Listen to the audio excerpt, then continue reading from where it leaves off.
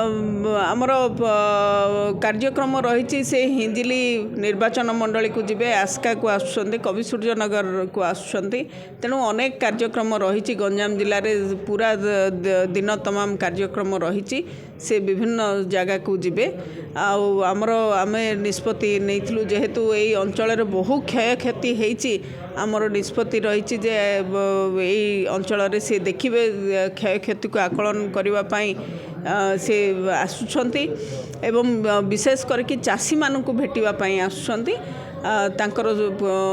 असुविधा सुविधा बुझापी से आसुछंती मोर समस्त चाषी भाई मान को मोर अनुरोध जे आपण माने उपस्थित देखो आज आम आपण मान को कही आमर प्रतिष्ठा दिवस रे जो भली भाव में अदिनिया वर्षारे चाषी कूल हंतसंत होती एवं केवल जे खाली खरीफ फसल जाइए धान फसल केवल जाइनी रबी फसल मध्य संपूर्ण भाव में नष्ट हो जाइए तेणु ताकू तार आकलन एवं चाषी मानक को भेटापी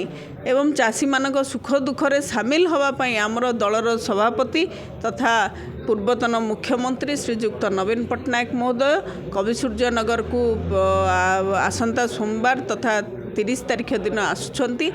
मोर आपण माध्यम समस्त चाषी को अनुरोध से आसी आमे गोटे कार्यक्रम करुछु नुआ गाँ पेट्रोल पंप पाखापाखी 13 नंबर वार्ड देकी से रास्ता जाउची आपण माने समस्ते सेठी को आसंतु एवं जो भली भाव में क्षय क्षति होईची आमे एई प्लेटफॉर्म रो सरकार को अनुरोध करवा एवं सरकार के पाखरे दाबी रखिबा जे आमर संपूर्ण क्षय क्षतिर भरपूरण करंतु एवं आमर न्याय्य दाबी को पूरण करंतु।